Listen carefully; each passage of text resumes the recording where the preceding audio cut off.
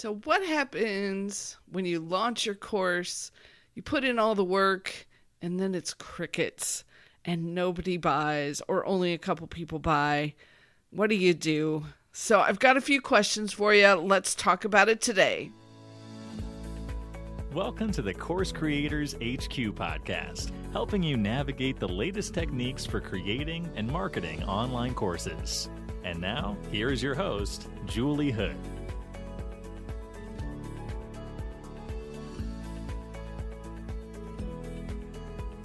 So welcome. Glad you're here. And I wanted to put this episode out here because I think this can be one of the most challenging pieces of having a course business is you decide to launch something you're excited about, something you're thrilled to share with your audience, and nobody buys, or maybe just a couple people buy.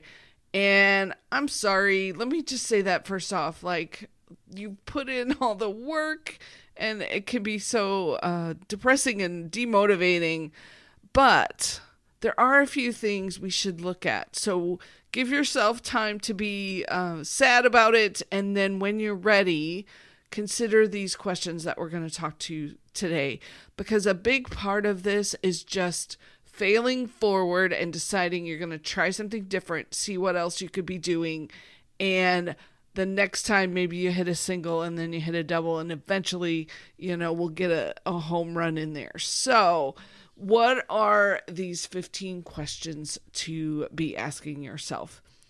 When you've launched and you didn't get the results that you wanted, there's a few things that you can look at to see. And you won't know for sure. And I think that's one of the challenging parts of being in business. You can't actually control whether people buy from you. But what you can do is go back and look at a few of these things to see if there's anything you should do differently. So the first question, and I think this covers a lot of launches actually, is did you get in front of enough people? So look and go back to your numbers and just see, how many people opened the emails that you shared? How many people, if you can see impressions or clicks on social media, how many actual people did you get in front of that went over and looked at your offer? Because if it's only a few, that right there is enough to say, okay, that's probably what happened with this launch. It didn't get in front of enough people. And then sort of number 2 to this is, did you get in front of the right people? So these are folks that are interested in what you're talking about. They have some income to spend on something like a course. Were there enough of them in your promotion? Did they see what you were doing? Number 3 is, do you have an incredible offer?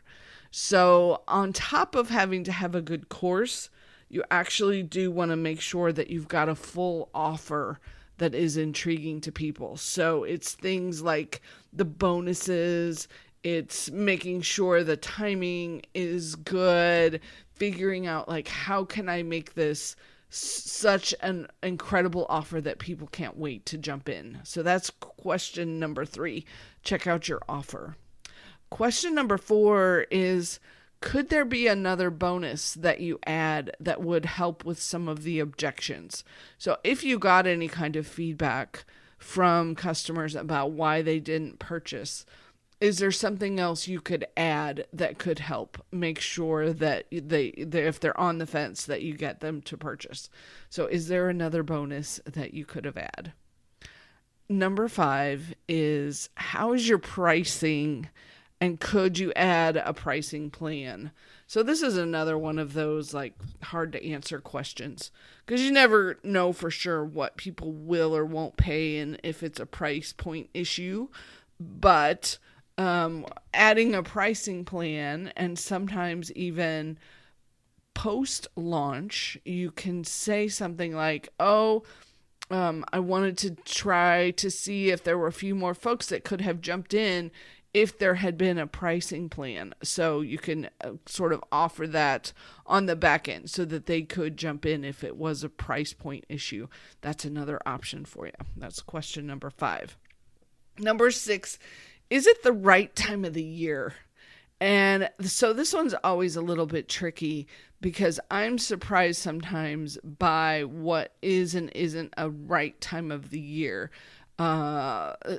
Just a few things that I personally kind of watch with my audience. And as you build your audience over several years, you'll start to see some things that pop up. So one of the things is I used to think that January was a really, really good time for people. And I'm starting to not think that, because I think they usually have figured out some plans before then, and they're already have some things that they're working on. So really using the fall to get people in place for a program that you're starting in January could work better. I've also noticed with my audience, sometimes the time of the year really affects them. So I have to be careful about when I'm offering things. Number 7, is the problem that you're solving and is the solution that you're providing, was that really, really clear to your audience and in your communications and in your sales messaging that you were doing? Because I have come across some courses where either I'm not sure which problem they're solving, or I'm not sure what their solution is. Like, where are you going to take me? What's going to happen after I get through your course? What's going to be different for me? What's that outcome, that result, that solution? So make sure that those were super clear. And you might even want to ask a couple people if they could look through your messaging just to see, or get some coaching help on this, because this can be a pretty common one. And the good news about this is if it's not clear, it is something that you can fix. So figure that out for your next launch. Number 8, is your promise too big or too small? So if you've got a course that's, say, the ultimate guide to whatever, that could feel like a lot. People are feeling so busy and like they've got so much on their plate right now. They may not want to jump into the ultimate guide to everything. They may want something smaller, or maybe it's even too small, although I don't see that one nearly as often as I see too big of a promise. So that's question number 8. Is your promise too big or too small? Question number 9, another one that you can be working on and can be easily fixed. And that is, are you sure your technology was working, that your website was up? Did you go through and actually buy from yourself to make sure that it actually went through and the shopping cart was working and everything was okay? Because that is possible that something broke somewhere along the line, and it wasn't that people didn't want to buy, it was that the technology wasn't working, so they couldn't purchase your course. So check that. Was your technology working? Number 10, do you have evidence that people pay for this solution? So by that I mean, have you seen somebody else selling a similar course? Have you seen sales of something related to what you're doing? So if not, you may have an extra step in your sales process where you first have to catch the people who don't know they have a problem and then convince them they have a problem and that you have the solution. So just check, like, is there something out there that people are paying for similar to what you're doing? And actually, I prefer to have people do this on the front end before they have created their course. But if you didn't get to do that, that's another question you can ask. Question number 11, do you have any social proof? So this is things like testimonials, references, different ways that you can show that you can get results.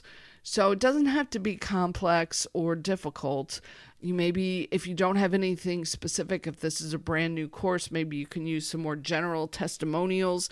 Maybe you can use recommendations that you have on LinkedIn. You just want some kind of proof that you're an authority and that you know what you're talking about, and including that in your sales process. Question number 12, is there anything unique to your audience that would help or hurt the option for them to buy from you?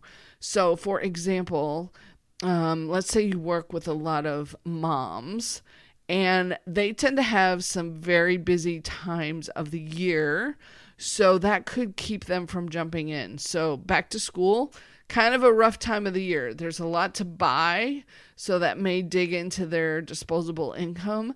There's also a lot going on with getting kids situated and settled and all the back to school stuff. So that might not be the best time for you to be doing a big launch.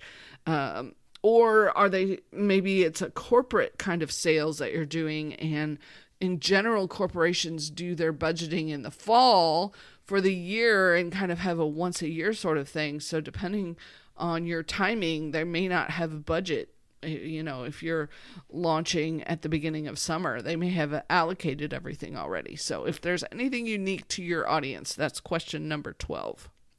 Number 13 is, did you have enough runway time? And that is time ahead of your launch to connect with your audience, mention it, promote it, get it top of mind for them. So, and I know this one is one I've had problems with in the past, because they get all excited. I decide I'm going to launch something. I start talking about it a week or two before it's live. And so my audience doesn't get enough time to really absorb the offer and get to consider it. So think about some ways that you can either start earlier or be mentioning things earlier.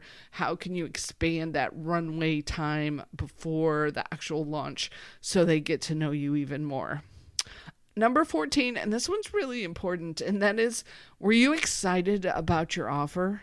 Because that excitement and that enthusiasm, it actually comes through in your marketing, especially if you're doing anything live, sharing anything out that you're doing. Was it exciting for you, so that will come through in the messaging to your audience? And then my last question for you, question number 15, is what can you test and try differently the next time you launch? So maybe you add in a challenge so folks get more time to get to know you. Maybe you're going to try to get in front of more people. Maybe you're going to change up your messaging. Maybe you're going to change your sales page.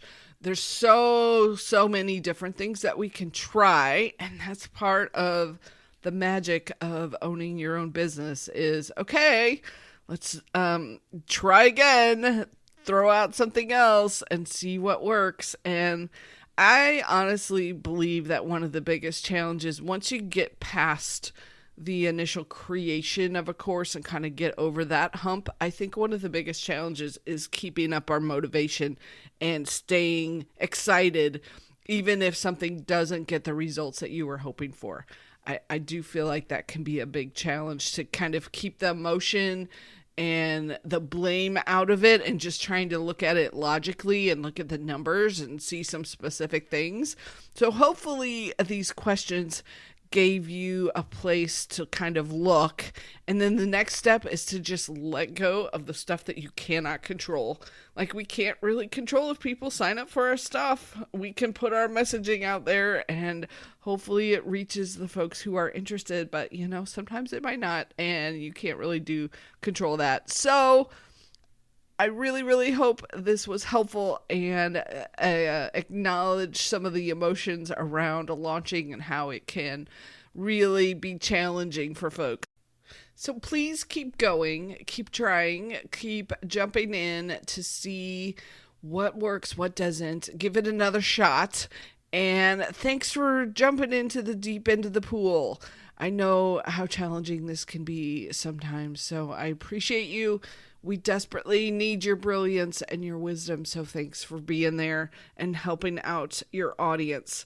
So, also, I just wanted to say thank you so much for listening to this podcast. I really, really appreciate you giving space in your earbuds each week, giving out follows and shares and connection requests. It's just lovely to get to connect with you and know that you're out there listening. So I hope this was helpful. Thanks for being here and have an incredible week. We will catch you on the next episode. Take care.